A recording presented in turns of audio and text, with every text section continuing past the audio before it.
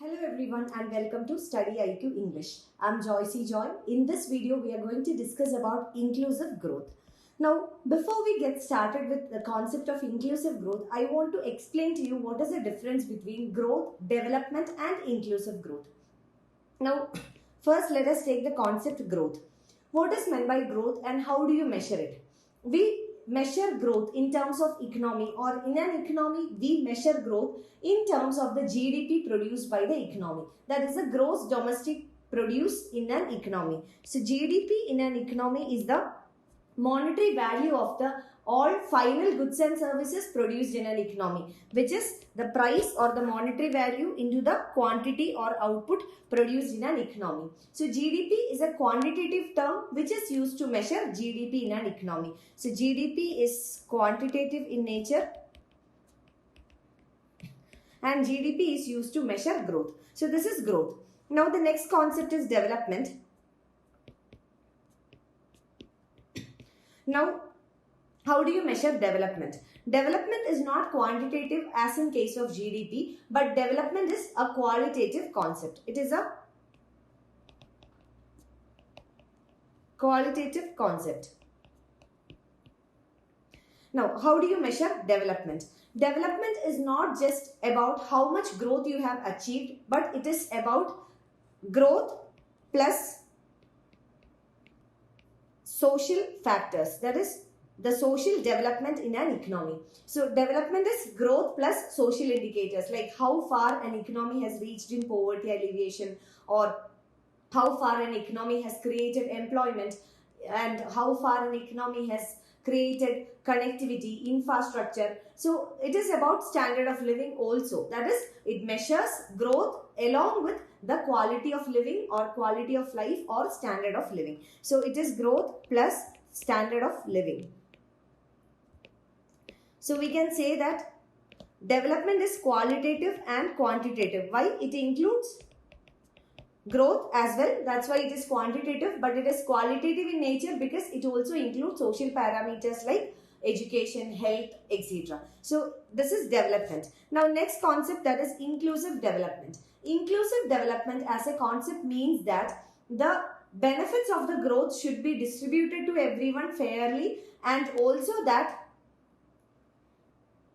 the opportunities should be given for everyone to contribute to the growth process. That is, opportunity as well as benefits should be equally or fairly distributed. So there should be a fair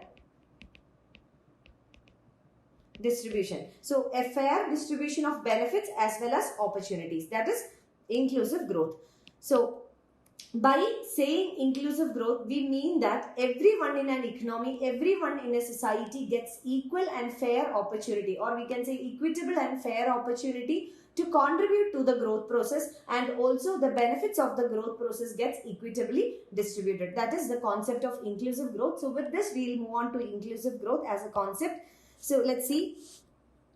Inclusive growth means economic growth that creates employment opportunities and helps in reducing poverty. So it is an economic growth, or it's a part, or it's a kind of economic growth where GDP is measured, of course, definitely. But apart from that, it creates opportunity for all, and also it makes an impact on the social parameters. It means having access to essential services in health and education by the poor. So this health and education are examples of social parameters. That is why we say that inclusive growth, it takes into account, inclusive growth takes into account the social parameters or the social factors as well. It includes providing equality of opportunity, empowering people through education and skill development. So these are some of the elements of inclusive growth. That is equality of opportunity, equal opportunities for everyone. It provides opportunities for everyone. It empowers people. How is empowerment made possible? Through education, through skill development, through providing nutrition, through providing healthcare services, etc. By adding quality to life, or by adding standard to life. So by addition of quality of life. It also encompasses a growth process that is environment friendly growth, aims for good governance and help in the creation of a gender sensitive society. This point is very important. Why?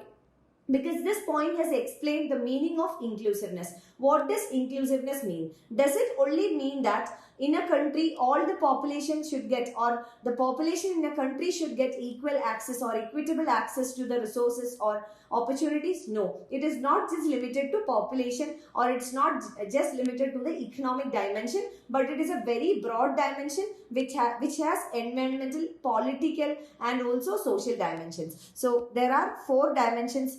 Primarily, we can say there are 4 dimensions of inclusive growth. First one is economic dimension. Second one is political dimension. Third one is environmental dimension. Fourth one is society or social dimension. So these are the 4 different dimensions. Different dimensions of inclusive growth. Now, how is economic dimension mentioned? It is through equality of opportunity for providing income or for earning income or economic opportunities. Now, second one is political dimension, that is good governance. The policies should be enabling and the policies should provide equal opportunities for everyone through good governance. Third one is environmental parameter, which can also be said as sustainable element of inclusiveness. Sustainability. So through sustainability, we mean that the development or growth should also consider the environmental aspects. It should also take care of the environment. That is, consider the upcoming generations as well. And finally, the social parameter, which means that the social elements should be taken care of. Everyone should get equal opportunity despite of the caste, religion or the gender or anything. So gender or religion or caste or even regional disparities should not be affecting a person's opportunity or access for opportunities. That is the exact meaning of inclusive growth. It should be inclusive in nature.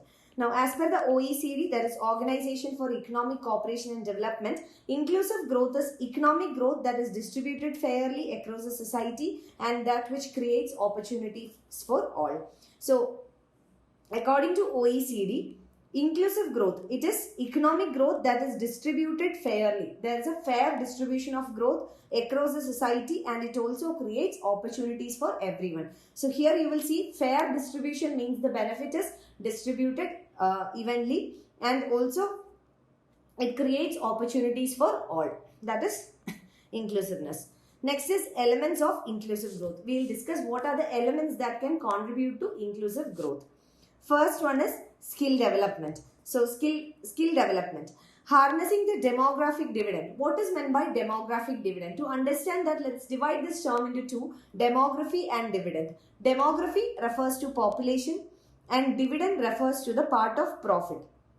So here harnessing demographic dividend means that to tap the potential of the young age population, and at the young age or at the working age, this is when the population is most productive. The most productive age of the population is the working age population. So to harness or to tap the potential of the working age population, that is what we mean by skill development. Now, how can you harness the potential of something? If the skill is enhanced, only then they can be more productive. So harnessing the demographic dividend, it will depend upon the employability of the working age population. Employability is how able they are to work. So their ability to work, employability, employ and ability, the ability of a person to be employed, ability to work.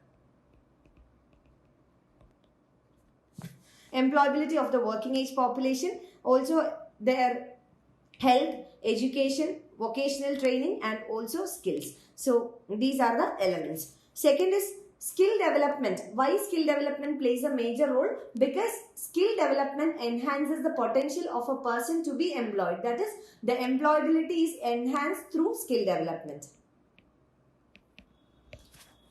India is facing a dual challenge in skill development. First, there is a paucity of highly trained workforce. Second one, there is non-employment of conventionally trained youths. So these are the two problems faced by the Indian youth. Demographic dividend, according to Economic Survey 2017, more than 30% of youth in the India are NEET. NEET is not in education, employment or training. So this is NEET. The context of NEET is here, not in education, employment or training. That is 30% of India's working age population is not in education. They are not being educated. They are not in the process of education. They are not in employment or not even in training, which means that the demographic dividend or the potential of that 30% of Indian youth is being unutilized or untapped. This is a serious problem for a developing country like India. If we do not tap the potential of our working age population, it is going to lose us a big dividend in the form of the potential of this working age population. Now, there are two problems that India face with relation to skill development. One is paucity of highly trained workforce. That is unavailability of highly trained workforce. Even though we have workforce or working age population, they are not skilled or they do not meet the demand of the industry. The demand is not met. That is the first problem. Second one is non-employment of conventionally trained youth. Conventionally trained means those who are trained, they are trained, but they are conventionally trained, which means that their training do not meet the requirements of the industry at present. The industry needs new sets of talents every day or every now and then. They are not upgraded with their skills. They are conventionally trained, and their conventional training or skill sets are not enough to meet the demand of the new industry. That is the second problem. Now, UNICEF 2019 report, it states that at least 47% of Indian youth are not on track to have education and skills necessary for employment by 2030. So according to a UNICEF report which was published in 2019, about 50%, at least 47, that is minimum of 47%, which means about 50% or half of Indian youth, they do not have necessary education or skills for employment by 2030, which means that more than half or at least half of India's working age population is going to be unemployed by 2030 because they do not meet the demands of the growing industry. Now, second element is financial inclusion.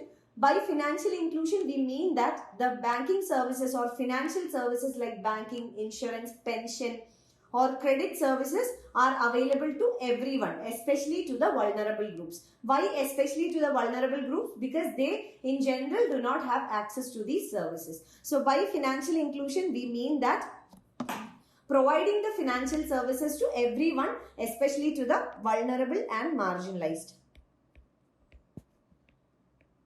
Now, financial inclusion is the process of ensuring access to financial services to vulnerable groups at affordable cost. So there are two elements of financial inclusion. One is accessibility. Accessibility is availability. Second one is affordability. By merely making it available, it cannot be said as financial inclusion. They should also be able to afford it. So there are two elements for financial inclusion. One is accessibility or access.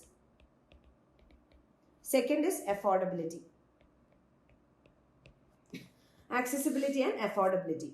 Financial inclusion is necessary for inclusive growth as it leads to the culture of saving, which initiates a vicious circle of economic development. How financial inclusion can ensure a vicious circle of economic development? By vicious circle, we mean the circle gets repeated again and again. How does financial inclusion helps in creating a vicious circle of economic development? First one is saving. It starts with savings. Now, by savings, we are able to mobilize the resources or we are able to mobilize the fund. Then, after saving, savings are done through financial intermediaries, financial institutions or banks. Now, these savings will mobilize the funds or finance which can be given or dispersed as credit or loans. We call it as loans in simple language. So, it can be converted into loans. These loans, what happens with the loans? They get circulated in the economy, thereby money supply increases, which means the investment increases. As the investment increases, the productivity increases, and as the productivity increases, the output increases, and thereby GDP increases. This increase in GDP will increase the income levels of people because there will be more demand for employment, and also more investment means more profit for the firms as well. So this vicious circle will continue. That's how financial inclusion helps in economic development. Next is technological advancement. By technological advancement, we mean that adopting the latest technology. Now the world is moving towards Industrial Revolution 4.0, which is the latest technology. So these technological advancements have the capability to both decrease or increase the inequality. So we'll see some of the initiatives taken by the government in order to achieve technological advancement. One is Digital India Mission. Another one is use of technology in agriculture. Next is technology in manufacturing, education sector, health sector, etc. So in various sectors, we will see government has used the potential of technology. We will be discussing about the technological initiatives in detail in another video. That's why I'm not going into the details of all these schemes. We'll discuss schemes separately in other video. Now, next is economic growth. Now, economic growth definitely is a prerequisite for achieving inclusive growth, because without growth there is no inclusiveness. Inclusive growth cannot be achieved alone without ensuring economic growth. So economic growth is a prerequisite for inclusive growth. India is among the fastest growing major economies in the world, and currently Indian economy is facing a slowdown. This is because of cyclical as well as structural challenges. Cyclical challenges are due to the business cycles. There can be boom period, there can be also periods of recession. But structural challenges are because of the structural deficiencies which can be sorted out. The target of becoming a 5 trillion economy by 2024-25 can allow India to reduce inequality, increase social expenditure and provide employment to all. So next element of inclusive growth is economic growth itself. Without economic growth, there is no inclusive growth. Next is social development, that is development of the socially vulnerable groups. Empowerment of marginalized sections of the population like the SC, ST, OBC, minorities, women, transgenders, etc. So that is social development. And empowerment can be done by improving institutions of social structure like hospitals, primary health centers, schools, universities, etc. by providing social assets or social inputs. Investment in social structures will not only boost growth but will create healthy and capable generation to handle the future work. Next is the challenges in achieving inclusive growth. Poverty, unemployment, agricultural backwardness, social development related issues, regional disparities, all these are challenges. Why?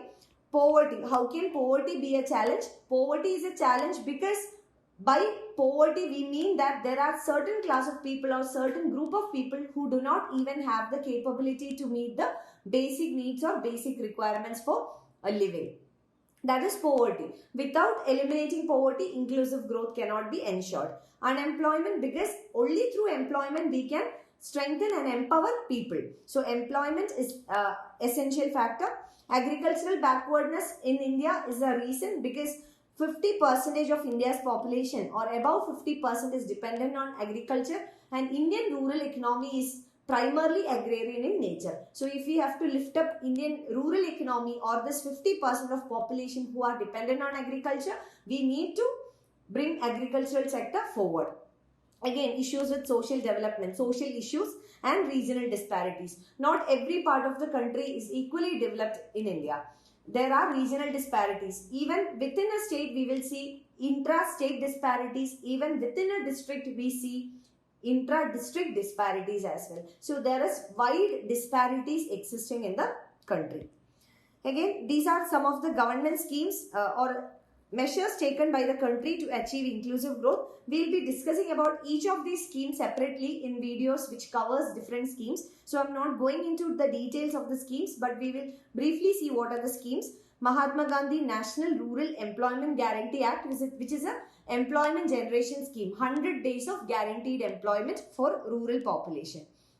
Prime Minister's Employment Generation Program, Mudra Bank Scheme for providing micro credit, Pandit Deen Dayal Upadhyay Gramin Kaushalya Yojana for skill development, Deen Dayal Antyodaya Yojana, which is also called the National Urban Livelihood Mission, Sarva Shiksha Abhiyan for educational sector, National Rural Health Mission for health sector, Bharat Nirman Swachh Bharat Mission for cleanliness, it's a cleanliness drive, Mission Ayushman for health sector, Pradhan Mantri Jan Dhan Yojana for financial inclusion. We will be discussing about these schemes in detail. That's why I'm not taking the details of the schemes. And also Niti Aayog's new strategy for India at 75 has given some objectives for achieving inclusive growth. So, according to Niti Aayog strategy, India needs to achieve 9 to 10% of growth rate by 2022-23, and this growth should be inclusive, clean, sustained and formalized. So, here inclusiveness has been an element. To leverage technology, that is maximum utilization of technology for inclusive, sustainable and participatory development. Again, you will see the element inclusiveness. To have an inclusive development in cities, to ensure that urban poor and slum dwellers, including recent migrants, can avail city services. This is about inclusiveness in the urban areas. Next is to make schools more inclusive. That is inclusiveness in educational system, by addressing barriers related to physical environment, admission procedures, etc. To make higher education more inclusive for the vulnerable groups. This is inclusiveness with regard to higher education. To prepare inclusive policy framework with citizens at the center. That is, citizen-centric policies should be made by the government.